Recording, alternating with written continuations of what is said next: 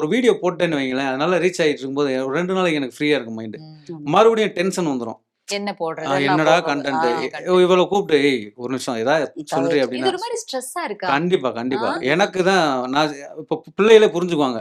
அப்பா 2 நாளா வீடியோவே போடல அதனால மாதிரி யோசிச்சுட்டு உட்காந்துருக்காரு தூங்க மாட்டாரு அப்படின்னு நான் சொல்லுவேன். டேய் ஒரு சின்ன ஐடியாவை சொல்லு என்ன பண்ணலாம் அப்படின்னு கேட்டா அதான் உங்களுக்கு தெரியுதே நான் மற்ற எல்லா வேலையும் பாத்துக்கிறேன் நீங்க அதை மட்டும் பாருங்க அதை மட்டும் இதுதான் பெரிய வேலை. அதை எடுத்து கொடுக்காதீங்க. ஆமா பசங்களுமே அதை மட்டும் நீங்க பசங்களுமே வந்து ஹெல்ப் பண்ணுவாங்க. ஆனா யோசிப்பேன். யோசிச்சுட்டு எதையுமே சொல்லாம போயிடுவாங்க. நான் வச்சுக்கிட்டா வச்சுக்க மாட்டேன்.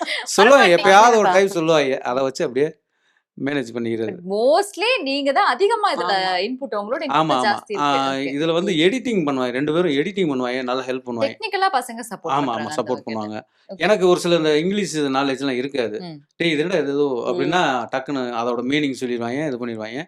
தர்னிஷ் சொன்ன மாதிரி சின்ன வயசுல நான் தான் எல்லாம் பார்த்து இவங்கெல்லாம் சின்ன பசங்களா இருக்கும்போது எல்லா எடிட்டிங் வீடியோ எல்லாமே நான் பார்த்துக்கிருந்தேன். பெரிய பசங்களான உடனே இப்போ ஐடியா சொல்ல ஆரம்பிச்சிட்டாங்க.